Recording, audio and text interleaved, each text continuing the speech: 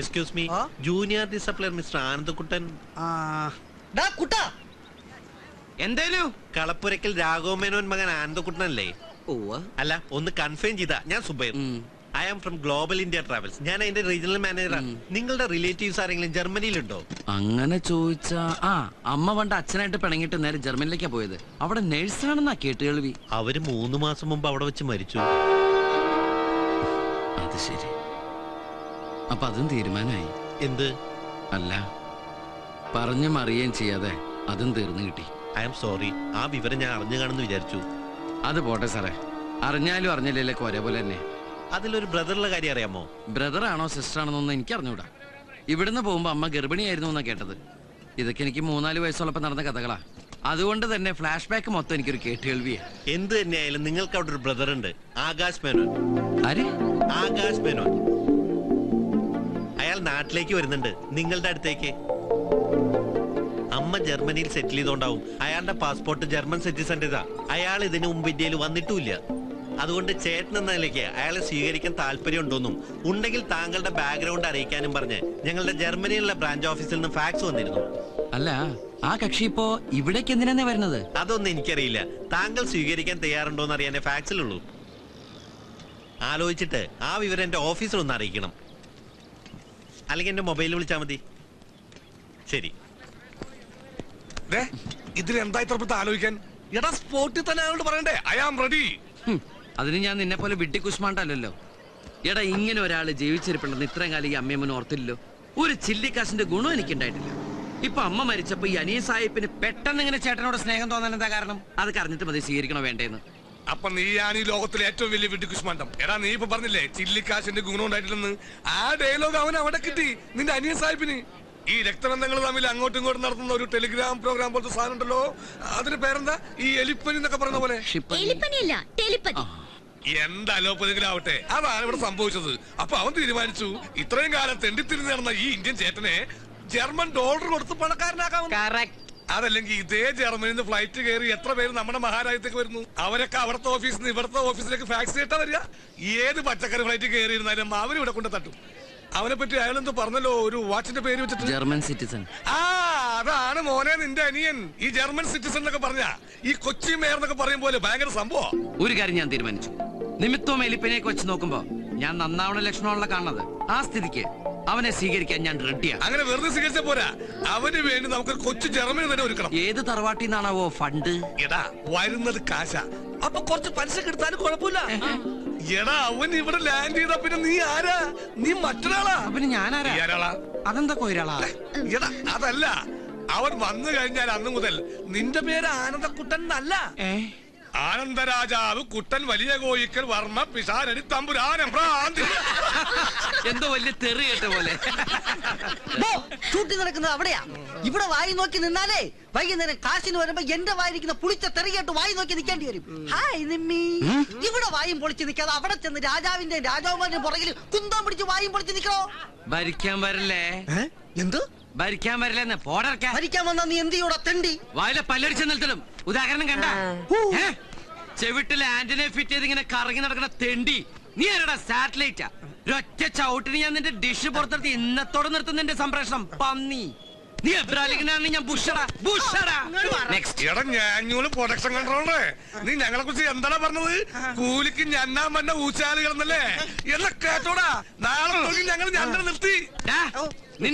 നിന്റെ മൂക്ക് കൊണ്ട് ഞാൻ ദൃഷ്ടി എന്ന് പാറപ്പുറത്ത് എഴുതിക്കൂടാ. അതിനുവേണ്ടി ജർമ്മനിയിൽ നിന്ന് പണമായിട്ട് വരുന്ന എന്റെ അനിയനെ കൊന്നിട്ടാണെങ്കിലും ശരി ഞാൻ പണം പ്രൊഡ്യൂസ് ചെയ്യൂടാ. എന്നിട്ട് ആ പടത്തിന്റെ പേര് ജൂനിയർ ആർട്ടിസ്റ്റ് ആണ് താരം എന്നിടൂടാ. കേട്ടോടാ ലിംഗോദര. ഇനി ഞാൻ ഡയലോഗ് പറഞ്ഞ നീ കരഞ്ഞു.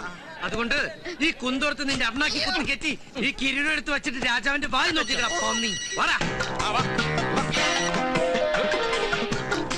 ഹലോ, ഉസ്മാനെ ഒന്ന് നീട്ടി ഹോണടിക്കണം. എന്റെ ഈശ്വര, എന്നെ കൊണ്ട് വയ്യ. ഇത്രയും പെട്ടെന്ന് കാർ മേടിച്ചോ? കാർ മാത്രമല്ല, കൂൾഗ്ലാസ് വാങ്ങിച്ചു. കണ്ടില്ലേ? ഇത് എന്റെ കാറാ. മാസവാടകയ്ക്ക് നമ്മുടെ ഉസ്മാന്റെ കെയർ ഓഫ്. കുട്ടം മുതലാളിക്ക് ഇനി എന്തിനാ ഒരു കെയർ ഓഫ്? ഇത്രയും കാലം നീ കൊണ്ട വെയിൽ നിന്നൊക്കെ ഇനിയുള്ള കാലം ഈശ്വരൻ നിനക്ക് തരുന്ന തണലാടാവൻ. അത് കാശിന്റെ രൂപത്തിലായാലും സ്നേഹത്തിന്റെ രൂപത്തിലായാലും. അച്ഛന്റെ നാക്ക് പൊന്നാവട്ടെ. എന്നിട്ട് വേണം അച്ഛന്റെ ഓപ്പറേഷൻ നടത്താൻ. നട്ടലിന്റെ ഓപ്പറേഷൻ. അയ്യോ, അച്ഛൻ തുള്ളിച്ചാടി നടക്കുന്ന കാണാനുള്ള കൊതി കൊണ്ട് പറഞ്ഞു പോയതാ. എടി ഞാൻ ഈ പറഞ്ഞ ഡയലോഗ് ആർഭാടായിട്ടൊന്നും ഫീൽ ചെയ്തില്ല. ഹേയ് എന്തേ ട്രാവൽസ് പോയിട്ട് ആ എന്റെ പുന്നാരനിയ ഇന്നിങ്ങോട്ട് പോന്നൂടി. ഈ ഏട്ടനിവിടെ മല പോലെ കാത്തുകണ്ടെന്ന് അങ്ങോട്ട് എഴുതി കൊടുത്തു. വിതിൻ ഡേയ്സ് ആശാനോട് പറഞ്ഞെത്തും. പക്ഷേ ചെറിയൊരു പ്രശ്നമുണ്ട്. വീട് നമ്മുടെ ഈ തറ സെറ്റപ്പിൽ കണ്ടവന്റെ അപ്സ്റ്റേറിന്റെ മുകളിൽ അദ്ദേഹത്തെ കിടത്തി ഉറക്കിയാൽ വന്ന പ്ലെയിനിന് അദ്ദേഹം തിരിച്ചു പോകും. അതുകൊണ്ട് മിനിമം ഒരു AC റൂമും ഒരു യൂറോപ്യൻ ക്ലോസറ്റ് ഉള്ള വീട് തന്നെ ഏമാത്രം. European closet എന്തിനി? യൂറോപ്പിൽ നിന്ന് വരുന്നവൻ പിന്നെ എവിടെ പോയിരിക്കൂടാ? പക്ഷെ നമ്മുടെ നല്ല സമയമായതുകൊണ്ട് ഒരു വീട് ഉഗ്രന് ഒത്തുവന്നുണ്ട്. അത് 5 മാസത്തേക്ക് പക്ഷെ പകുതിയായിട്ട് 25,000 കൊടുക്കേണ്ടി വരും. ബാക്കിയുള്ള സെറ്റപ്പ് ഒക്കെ ഒപ്പിക്കാൻ ഞാനൊരു 10,000 രൂപ നമ്മുടെ കളക്ടറേറ്റിലെ രാമേഷേട്ടനോട് പറഞ്ഞ് അറേഞ്ച് ചെയ്തിട്ടുണ്ട്. പക്ഷെ ഈ ഒരു സംഖ്യ എന്റെ കൊയിരാളക്കുട്ടി വിചാരിച്ചാലേ സാധിക്കൂ. ഞാനോ? ഏയ്, നീ അങ്ങട് മാറിയേ. നീ പറഞ്ഞ അവൾക്ക് വിശ്വാസമില്ല. എന്റെ എനിക്കൊരു ഇമേജ് ഇല്ല. ഉള്ള ഇമേജ് ഓഞ്ഞ കൂളിംഗ് ഗ്ലാസ് വെച്ചപ്പോ തന്നെ പോയി. ഇങ്ങോട്ട് വന്നേ. കുറച്ചേരാ പുഴയിലേക്ക് നോക്കിന്നോ. ഞാനാ കാറി കയറി AC വന്നേ. അച്ഛൻ്റെ അടുത്തിരുന്നോ. നീ ഇങ്ങോട്ട് വന്നേന്ന്. കഴിക്കാൻ ഗുളികൾ ഇരിപ്പുണ്ടോ? അതിനാ? വിശന്നിട്ട് കണ്ണുകാണാൻ പോയി കാലത്ത് ഇറങ്ങിയല്ലേ? നമ്മുടെ സരസുവിന്റെ കഴുത്തിൽ ഒരു 5-6 സ്വർണ്ണമാലയിലേടി. അത് മൊത്തത്തിൽ വേണ്ട. അതിന്ന് കയറുപിരിമാല മാത്രം മതി നമുക്ക് ഈ വീട് സ്വന്തമാക്കാൻ. നീ വിചാരിച്ചല്ലോ നടക്കും. അതിന് ഞാൻ സരസ്വതിയായിട്ട് നല്ല അടുപ്പന്ന് കൂട്ടട്ടൻ അറിഞ്ഞൂടെ? ഒരൊറ്റ ആഴ്ച. അതല്ലേ വേണ്ട, 7 ദിവസം. അത് നമുക്ക് തിരിച്ചു കൊടുക്കാടി. ആ ജർമ്മൻ പൗരം വന്നിറങ്ങുമ്പോ തന്നെ മാല പണയത്തിലാണേ എന്ന് പറയാൻ പറ്റില്ലല്ലോ. അതിനുള്ളൊരു സമയം മാത്രം മതി. അല്ല അത് അതെന്റെ മോള് ചെയ്തേ പറ്റൂ. അല്ലെങ്കിൽ മാനം കിടും. നമ്മൾ ഇന്ത്യക്കാര് മാനം കിടും. എനിക്കത്ര പറയാനുള്ളൂ.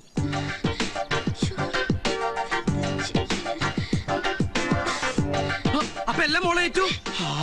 ഉസ്മാനെ വണ്ടി ഒരമ്മ പെറ്റ മക്കളെ പോലുണ്ട് എല്ലാ വീടും. അപ്പൊ ഇതാണ് അത്. കൊട്ടാരം എന്ന് പറഞ്ഞാൽ കുറച്ച് ഓവറായി പോകും. ഒരു വില്ലി വില്ലല്ല കുഞ്ഞിക്കോയ്ക്ക, വില്ല. ഈ കുഞ്ഞിക്കോയനെ തിരുത്താൻ വരില്ലേ? ഇവിടെ വിദ്യാഭ്യാസം ഉണ്ട്, ഞാൻ കളക്ടർ ആവുമായിരുന്നു. അതില്ലാത്തതുകൊണ്ടാണ് ഇവിടെ കാവൽക്കാരനായത്. അവര് ഭയങ്കര ഇരുട്ടാണല്ലോ. കണ്ണട മാറ്റടാ. ഇക്കണ്ട ഫർണിച്ചറും സാധനങ്ങളെല്ലാം മുതലാളി അമേരിക്കയിൽ നിന്ന് കൊണ്ടുവന്ന് നിറച്ചതാണ്. ഇതിലേതെങ്കിലും ഒന്നിനൊരു പോറലേറ്റ ഈ ഇപ്പൊ എനിക്ക് 25,000 രൂപ മതിയാവില്ല അത് വാങ്ങിട്ട് കൊടുക്കാൻ. മാത്രല്ല ഒരീച്ച പറയാൻ ഞാൻ അറിയും. വരി AC, KC, TV, ഫ്രിഡ്ജ് ഇങ്ങക്ക് വേണ്ട എല്ലാം കൊണ്ടുപോകാൻ വേണ്ടി ഉണ്ട് ഇവിടെ. ഇത് ബാത്റൂമാ? അല്ലടോ, എന്റെ നാട്ടിൽ കിടക്കൊക്കെ ക്ലോസറ്റ് നവരാ. ഇവന് ഇവിടെ താമസിക്കുന്നുണ്ടോ? എന്തേ? അല്ല, ഇവർക്കുള്ള സർവൻസ് റൂം വേറെ ഉണ്ട്. ഇത് മാസ്റ്റർ ബെഡ്റൂം. ഏത് മാഷിന്റെ ബെഡ്റൂം? മാഷിന്റെ ബെഡ്റൂം അല്ല, മാസ്റ്റർ ബെഡ്റൂം. മനസ്സിലായോ? നോക്ക്, എന്നോട് ഞാൻ പറഞ്ഞിട്ട് എന്നെ തിരുത്താൻ വരരുത് കേട്ടോ. സോറി കഞ്ഞിക്ക, അല്ല കുഞ്ഞിക്ക. നമ്മുടെ ഈ ബാത്റൂമിൽ കിടന്നു കുടിക്കാനുള്ള സെറ്റപ്പ് ഉണ്ടാ? ഓ, കിടന്നു നടന്നൊക്കെ കുളിക്കാം. ഇനി കുളിച്ചോണ്ടിരിക്കുമ്പോ ഇറങ്ങി ഓടണം തോന്നുകയാണെങ്കിൽ അതും ചെയ്യാം. ഒരു മുണ്ട് കൊടുക്കാന്ന് മാത്രം. അത് ഞമ്മക്ക് വേണ്ടിയിട്ടല്ല, നാട്ടുകാരെ പോലെ. അവര് പിന്നെ വരുന്ന ആള് പാട്ടില് കമ്പക്കാരനാണെങ്കിൽ ഇവിടെ വീണ റെഡി. എവിടെ വീണാൽ? വീണാലല്ല, വീണ റെഡി. മിസ്റ്റർ, ഇത് വീണയല്ല, ഇതിന്റെ പേരാണ് ഓർഫൻ. ഓർഫൻ അല്ല, ഓർഗൻ. മനസ്സിലായോ? എന്നോട് ഞാൻ പലതവണ പറഞ്ഞിട്ട് എന്നെ തിരുത്താൻ വരരുതെന്ന്. അവിടെ ഓർഗനായാലും വീണായാലും ഒക്കെ ഒന്ന് തന്നെയല്ലേ? എന്നെ എല്ലാത്തിനും ഒരു പേരിട്ടാ പോരെ? അങ്ങനെയാണെങ്കിൽ എന്റെ അച്ഛന്റെ അമ്മനും പേര് ഒന്നാ. അതെ, എന്റെ അച്ഛന്റെ അമ്മയുടെ പേര് ഒന്ന് തന്നെയാ. എന്താ? എന്റെ അച്ഛന്റെ പേര് ബേബി, അമ്മയുടെ പേര് ബേബി. കിട്ടിയ കിട്ടിയാ ഇത് നമ്മുടെ കോസ്റ്റ്യൂം വേലാതിൽ കീഴിലേറ്റായിട്ടുള്ള അഡ്ജസ്റ്റ്മെന്റാ. ഇത് നാളെ വൈകിട്ട് ഷൂട്ടിംഗ് സ്ഥലത്തേക്ക് തിരിച്ചെത്തിക്കോട്ടാ. നാളെ രാത്രി സീനിലെ വില്ലന്മാർക്ക് കണ്ടിന്യൂറ്റി കോട്ടാണ്. കോട്ടിട്ടാലും ശരി ഇല്ലെങ്കിലും ശരി ഇവിടെ റീച്ച പറയാൻ ഞാൻ അറിയും. അപ്പൊ പറഞ്ഞതുപോലെ ഈ എനിക്ക് തന്ന 25,000 രൂപ എന്റെ കയ്യിലും താക്കോല എന്റെ കയ്യിലും കൂടി. അമ്മേ, എന്തുപറ്റിയതാ? ഞാൻ പ്രാർത്ഥിച്ചത്. ഞാൻ വെച്ചാകാൻ പോകണെന്ന്. പിന്നെ മാസം 5,000 രൂപ വെച്ച് 5 മാസം വാടക ഇൻക്രിമെന്റ്. പിന്നെ ഒരു കാര്യം, നമ്മളെ മുതലാളിക്ക് ഇപ്പൊ ഇത് കിട്ടിയിട്ടൊന്നും വേണ്ട. ഇത് നമ്മൾ തമ്മിലുള്ള ഒരു അനൗൺസ്മെന്റ്. അനൗൺസ്മെന്റ് അല്ല, അഡ്ജസ്റ്റ്മെന്റ്. എന്നോട് ഞാൻ പലതവണ പറഞ്ഞിട്ട് എന്നെ തിരുത്താൻ വരരുതെന്ന്. മനസ്സിലായോ? പിന്നെ ഇവിടെ ഒരു ഈച്ച പറയാൻ ഞാൻ അറിയും ചെയ്യും. ഈച്ചപാറി ഇനി ഇവിടെ നിന്ന് പറഞ്ഞ തന്റെ കണ്ണിന്ന് പൊന്നിച്ച് മാറും. മനസ്സിലായോ? മനസ്സിലായി. താക്കോല് കിട്ടിയപ്പോ എന്റെ സ്വഭാവം സമയം തന്നെ. കളയണ്ട, ഈ ഡ്രസ് ഇട്ടൊരു റിഹേഴ്സല് നാളെ രാവിലെ കൃത്യം 8:30 ഷൂട്ടിംഗ് ലൊക്കേഷനിലേക്ക്. ലൊക്കേഷനിലേക്കല്ല,